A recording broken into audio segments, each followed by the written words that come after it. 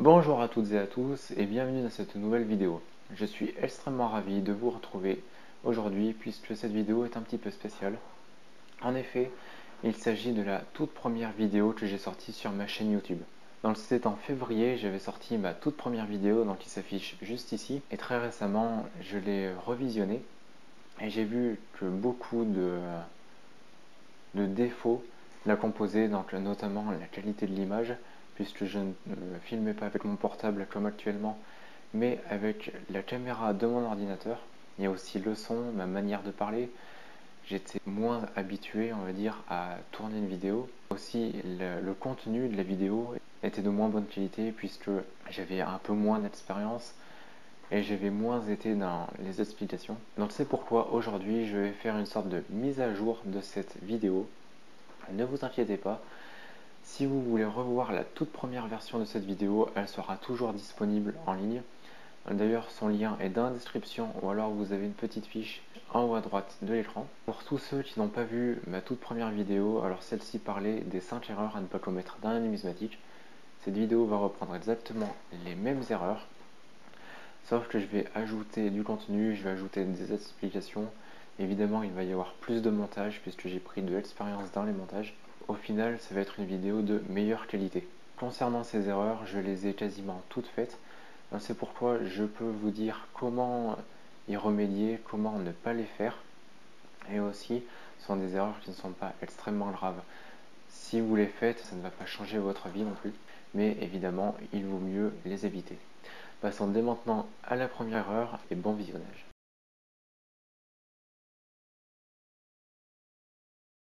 La première erreur est de ne pas se former. Alors, qu'est-ce que ça veut dire ne pas se former? C'est tout simplement ne pas gagner des connaissances sur les monnaies. Personnellement, lorsque j'ai commencé, mes connaissances se limitaient juste au type de la monnaie et à l'empereur ou à l'impératrice affichée sur cette monnaie. Par exemple, voici ma toute première monnaie romaine et au moment où je l'ai eue, je ne savais que deux choses, son type et l'empereur qui était dessus. Donc ici c'est un humus de Constantin II et c'est les deux seules choses que je connaissais à propos de cette monnaie. Par la suite, je me suis vite aperçu que ça allait être compliqué de ne savoir que ça et c'est pourquoi j'ai décidé de gagner des connaissances. Alors, comment se former? Il existe plusieurs solutions. Vous avez tout simplement donc les vidéos. Donc ça va être en général des vidéos sur YouTube. Donc comme celle-ci que vous êtes en train de regarder. J'ai fait quelques recherches aussi avant de tourner cette vidéo et j'ai vu qu'il y avait différentes chaînes YouTube qui parlaient de numismatique. Je vous invite tout simplement à faire des recherches sur les monnaies que vous collectionnez sur YouTube et je pense que beaucoup de vidéos sortiront et vous en apprendront davantage sur votre collection. Ensuite, vous avez la lecture. Donc, ça consiste tout simplement à lire des livres qui sont en rapport direct ou indirect avec les monnaies que vous collectionnez. Personnellement, je lis parfois des livres qui sont directement sur les monnaies romaines ou alors je lis des livres qui sont par exemple sur leur contexte historique comme par exemple l'histoire de Rome, de Jules César, etc. La troisième solution, c'est Internet. Alors tout simplement, vous allez aller sur des sites Internet de vente de monnaie, comme CGB, Monnaie d'antan, Numès Numismatique, etc. Et vous allez regarder la catégorie de monnaie qui vous intéresse. Donc, par exemple, si vous collectionnez les monnaies féodales, les monnaies royales, les monnaies romaines, etc., choisissez la catégorie que vous voulez et regardez les différentes annonces. Ainsi, vous aurez le nom de la monnaie, son prix, des images et sa description. Et ainsi, rien qu'en lisant tout ceci, votre cerveau va petit à petit enregistrer les informations et comme ça vous permettra d'apprendre rien qu'en regardant une page sur Internet. C'est toujours en rapport avec Internet, vous pouvez lire des articles de blog. Donc je le place une fois de plus, mais vous avez dans la description le lien vers mon site internet qui est empiredesmonnaies.fr. C'est un site internet sur lequel il y a plus d'une cinquantaine d'articles, tous en relation avec les monnaies romaines. Alors si c'est votre domaine de collection, n'hésitez pas à y faire un tour. Si toutefois vous ne collectionnez pas les monnaies romaines, je vous invite à faire une recherche sur internet en marquant par exemple monnaie féodale ou monnaie royale suivant votre catégorie et ensuite à marquer blog. Ça vous sortira toute une liste de sites internet en rapport avec votre passion. Aussi, donc, pour les sites internet, vous pouvez faire exactement la même chose avec CGB et monnaie d'antan, etc. Vous pouvez très bien le faire avec eBay, Le Bon Coin, Chatawiki et tous les autres sites qui existent. Toutefois, sur ces sites, ce ne sont pas forcément des professionnels qui vendent des monnaies, mais c'est aussi beaucoup des particuliers. Ces personnes ne s'y connaissent pas forcément et peuvent faire des erreurs. Donc faites attention, il y a souvent des erreurs dans les annonces. La quatrième solution, donc, c'est la discussion. Alors tout simplement, c'est parler avec des gens qui sont passionnés comme vous. Donc ça peut être des gens rencontrés sur une brocante, dans la rue, des amis que vous connaissez, des gens sur un salon de numismatique, le numismat près de chez vous, ça peut être n'importe qui.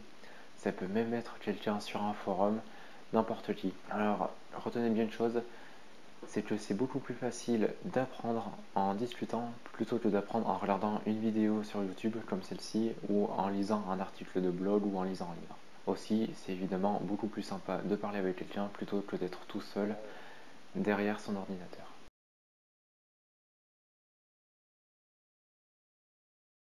La deuxième erreur, c'est de ne pas connaître le prix de ces monnaies. Alors, quelle est la conséquence de ceci? C'est que vous risquez tout simplement d'acheter une monnaie trop chère. Par exemple, vous pouvez très bien acheter une monnaie à 50 euros, alors qu'en réalité, elle ne vaut que 10 euros.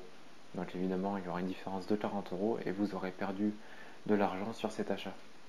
Alors si ça vous arrive une fois, ce n'est pas bien grave, vous aurez perdu de l'argent, mais voilà, il n'y aura pas de réelles conséquences. Toutefois, si ça vous arrive 2, 3, 4 fois d'affilée, vous risquez petit à petit de perdre confiance en vous concernant vos achats, vous risquez de ne plus faire confiance aux différents vendeurs et vous risquez d'avoir peur lors d'un prochain achat. Donc c'est pourquoi il faut que vous appreniez la valeur des monnaies. Alors pour cela, il n'y a qu'une seule solution, c'est de se former. Donc pour cela, je vous invite tout simplement, à chaque fois que vous voulez acheter une monnaie, à vérifier son prix, donc soit sur internet, soit sur un livre donnant les cotations des monnaies. Alors personnellement, pour les monnaies romaines, j'utilise le livre Die Münzen der Römischen Kaiserzeit. Alors je suis désolé pour mon accent allemand. Donc c'est un livre qui donne le prix des monnaies en fonction de leur état, ce qui est extrêmement utile lorsque l'on veut acheter une monnaie. D'ailleurs, si ce livre vous intéresse et que vous collectionnez les monnaies romaines, son lien affilié est dans la description. Aussi, si vous achetez une monnaie chez un numismate, n'ayez pas de gêne, vérifiez le prix de vos monnaies. Énormément de personnes le font et les numismates sont évidemment habitués à ce genre de pratique et ça ne les dérange absolument pas. Personnellement, lorsque je vais chez des numismates, très souvent je vois des gens soit avec des livres, soit sur leur portable en train de vérifier la cote d'une monnaie.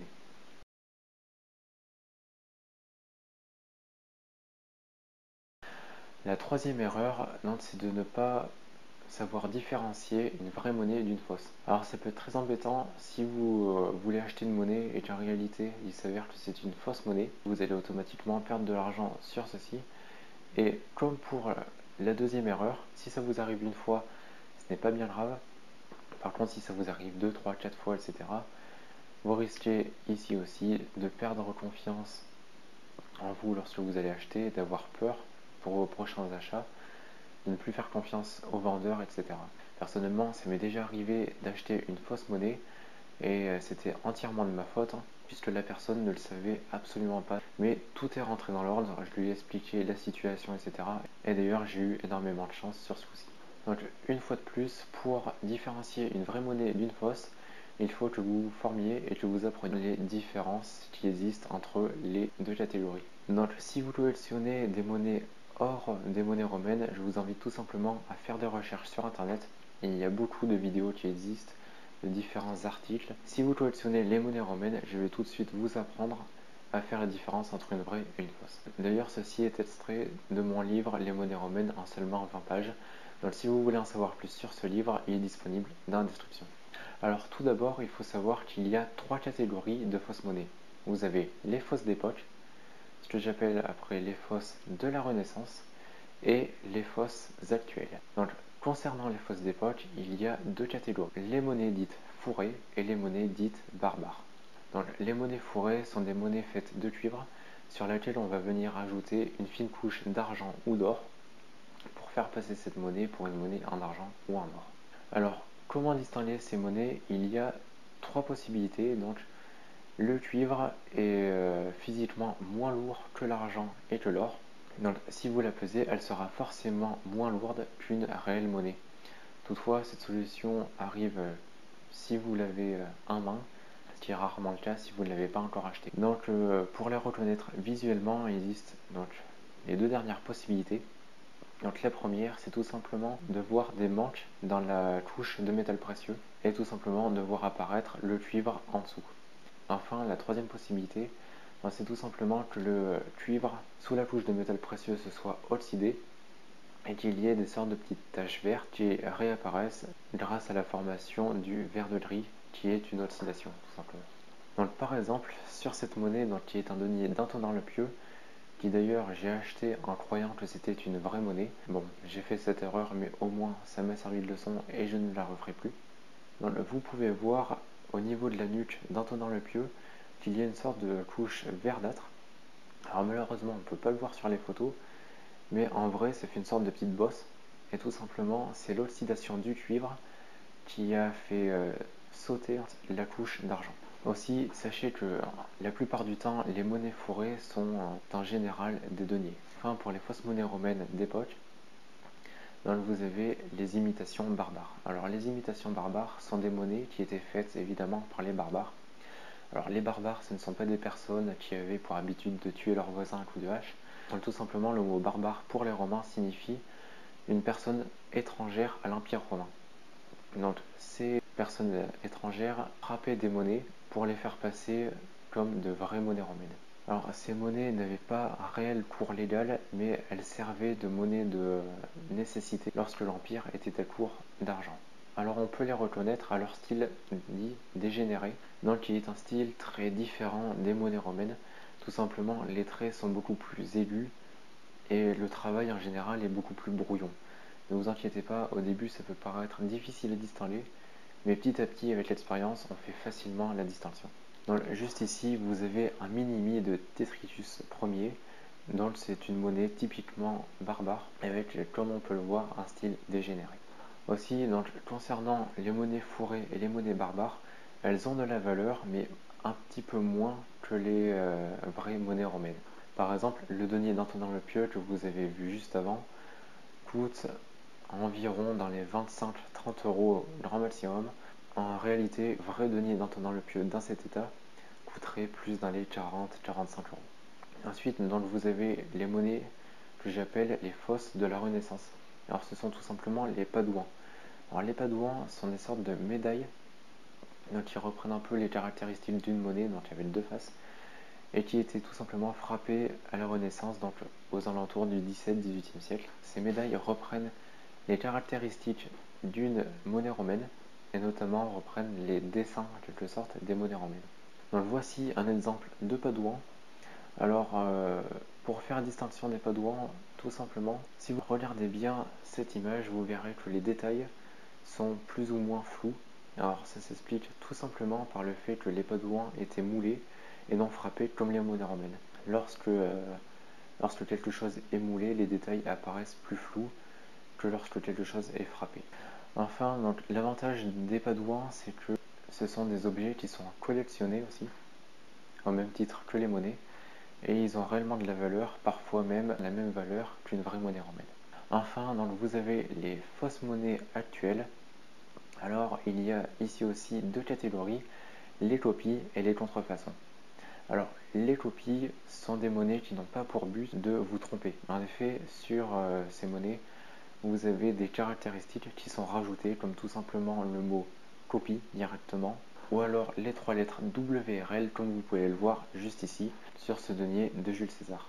Aussi, il arrive que des détails soient rajoutés directement sur la monnaie, afin que vous ne confondiez pas une vraie et une fausse. Donc on trouve généralement ces monnaies dans des musées comme souvenirs pour les visiteurs. Enfin, donc vous avez le deuxième type de fausses monnaies actuelles, qui sont les contrefaçons. Alors les contrefaçons sont réellement les monnaies les plus dangereuses en quelque sorte, puisqu'elles sont extrêmement difficiles à distinguer. Alors si une contrefaçon est mal faite, vous n'aurez aucun souci pour la distinguer. Par contre, si elle est très bien faite, vous allez avoir énormément de mal. Personnellement, j'ai aussi du mal à distinguer une contrefaçon si elle est très bien faite. Alors, Comment les distinguer? Il n'y a pas réellement de solution. Tout simplement, ça se fait un peu au feeling en quelque sorte. Et surtout, ça se fait au fur et à mesure qu'on acquiert de l'expérience. En général, au bout de plusieurs mois d'expérience, voire plusieurs années. Et ne vous inquiétez pas, si jamais un jour vous voulez acheter une monnaie et que vous avez un doute sur son authenticité, soit vous demandez des conseils à quelqu'un, soit vous ne l'achetez pas. En tout cas, c'est ce que je vous conseille de faire et c'est ce que je fais personnellement.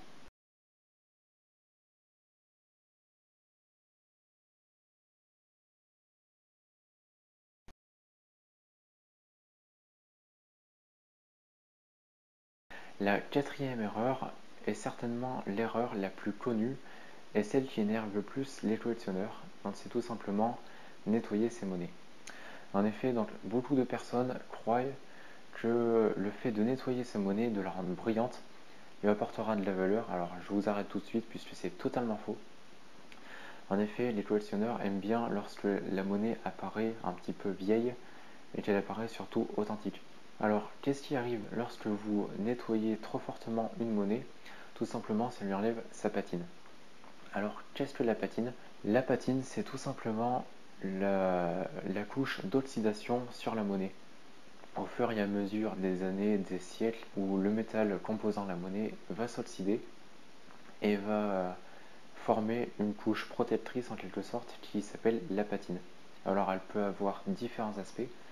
Sur une monnaie en cuivre, soit elle sera de couleur noire, soit marron, soit vert. Pour les monnaies en argent ou en billon, la plupart du temps la patine a un aspect argenté ou légèrement noir. Et pour les monnaies en or, la patine apparaît dorée et quasiment invisible. Voici un exemple de monnaie patinée. Alors vous pouvez voir que cette monnaie apparaît verte. Et bien tout simplement c'est ça la patine. Donc c'est toute la surface de la monnaie est recouverte de cette patine qui ici est verte. Alors pourquoi est-ce que cette couche est si importante? Tout simplement car elle apporte le côté authentique à la monnaie. En effet, elle montre que la monnaie a traversé les âges et que c'est une monnaie qui a du vécu. D'ailleurs, le fait d'enlever cette patine va fortement diminuer la valeur de la monnaie puisque ça lui enlève environ 40 à 50% de sa réelle valeur. Et aussi, si vous souhaitez revendre votre monnaie, ça va être extrêmement difficile puisque les collectionneurs achètent rarement une monnaie qui n'a plus de patine. Personnellement, je n'en achète jamais, ou alors il faut vraiment que le prix soit très inférieur à la valeur réelle de la monnaie. Donc voici juste ici un exemple d'une monnaie qui n'a plus de patine. Alors comme vous pouvez le voir, elle apparaît brillante. Et déjà que cette monnaie était extrêmement usée et en très mauvais état, ici le fait qu'elle n'ait plus de patine lui enlève toute valeur. D'ailleurs c'est une monnaie que l'on m'a donnée car sinon je ne l'aurais jamais achetée puisque cette monnaie est déjà en trop mauvais état et surtout elle n'a plus de patine, ce qui devient totalement inintéressant. Alors je mets aussi une petite parenthèse à ceci. Donc si vous venez de trouver une monnaie dans votre jardin, donc totalement par hasard, ou alors que vous venez d'en trouver une en détection par exemple, et que cette monnaie est terreuse, évidemment ne la laissez pas comme ça, nettoyez-la, mais attention, nettoyez-la vraiment doucement et faites extrêmement attention. D'ailleurs, j'ai écrit un article à ce sujet. Si vous voulez en savoir plus sur le nettoyage des monnaies et comment les nettoyer sans les abîmer, le lien est dans la description. Allez checker ça afin de ne pas faire cette erreur et de ne pas rendre la monnaie totalement brillante.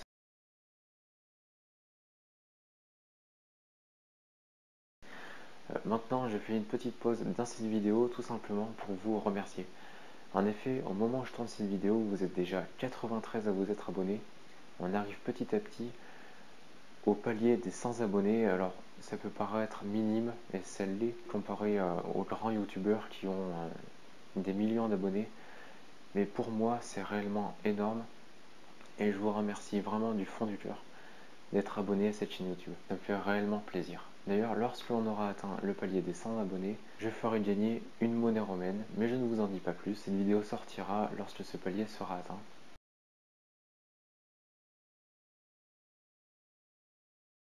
Passons dès maintenant à la 5e erreur.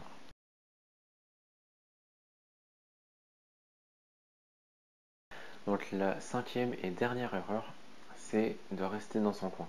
Comme dans tous les domaines de la vie, pour avancer, il vaut mieux s'entourer des bonnes personnes et surtout des personnes nous correspondant. Dans la numismatique, c'est exactement la même chose, surtout lorsque l'on débute. En effet, je vous conseille vraiment de vous faire une sorte de cercle d'amis qui sont passionnés par la même chose que vous. Ainsi, vous pourrez échanger, vous pourrez vous entraider, etc. etc. Donc, vous pouvez très bien commencer avec les gens que vous rencontrez, comme je l'ai dit précédemment dans cette vidéo, sur les brocantes, dans les centres numismatiques, avec le numismate près de chez vous, avec un ami que vous connaissez déjà, etc. Mais ne restez pas tout seul dans votre coin, c'est réellement dommage. Et essayez vraiment de rencontrer le plus de personnes et de vous entourer avec le plus grand nombre de personnes qui partagent la même passion que vous. Aussi, vous pouvez parler avec des gens donc, sur des forums. Donc, il existe énormément de forums destinés à la numismatique. Donc, il y a numismatique.com notamment qui existe et réellement parler avec des gens qui sont dans le même domaine que vous. Enfin, je vous conseille, donc alors ce n'est pas un placement de produit, mais je vous conseille tout simplement de créer un compte Instagram. Alors c'est totalement gratuit, mais tout cela va vous permettre d'avoir une sorte de petite audience et surtout de partager votre passion. Depuis que j'ai créé mon compte Instagram, je parle beaucoup plus de ma passion, j'en parle beaucoup plus avec des gens, etc. Et ça m'a réellement ouvert des portes. Donc si vous voulez vraiment vous ouvrir en quelque sorte au monde et partager votre passion facilement, je vous invite vraiment à créer un compte Instagram dès maintenant. D'ailleurs, si à la suite de cette vidéo vous créez un compte Instagram ou alors que vous en avez déjà un, n'hésitez pas à m'envoyer un message privé sur mon compte, donc qui est Empire des Monnaies, en minuscule et tout attaché, et tout simplement me poser des questions ou alors à me demander conseil si vous avez besoin. Et je serai heureux de vous répondre. En plus, c'est beaucoup plus sympa de parler via des messages plutôt que directement par mail. Et voilà, cette vidéo est maintenant terminée. Alors j'espère qu'elle vous aura plu. Si c'est le cas, n'oubliez pas de lâcher un pouce bleu, de vous abonner et surtout d'activer la cloche des notifications, sinon ça ne sert à rien. D'ailleurs, j'ai vu qu'environ 70 à 80% des personnes regardant mes vidéos n'étaient pas abonnées. Alors s'il vous plaît, abonnez-vous dès maintenant, de prochaines vidéos vont arriver. Et surtout, le palier des 100 abonnés va arriver très bientôt. D'ailleurs, je vous remercie une fois de plus d'être aussi présent et de me suivre à travers toutes mes vidéos. Merci du fond du cœur. Évidemment, n'oubliez pas de commenter ces vidéos, de me dire est-ce que vous avez déjà fait les erreurs dont j'ai parlé, comment vous y avez remédié, et est-ce que vous avez fait d'autres erreurs dont je n'ai pas parlé. D'ailleurs, ça pourrait faire l'office d'une seconde vidéo. Une dernière chose, je vous invite réellement à partager cette vidéo. Si vous connaissez quelqu'un qui se lance dans la numismatique, parlez-lui s'il vous plaît de ma chaîne YouTube. Ça va me permettre de me faire un peu plus connaître et surtout ça va beaucoup m'aider et je vous en serai reconnaissant. Comme d'habitude, vous le savez, le lien de mon site internet empiredesmonnaies.fr est dans la description. Le lien vers mon livre totalement gratuit autour de la monnaie romaine est aussi dans la description. Je vous invite à aller checker tout ça afin d'en savoir plus. Allez, je vous dis à bientôt dans une prochaine vidéo. Salut!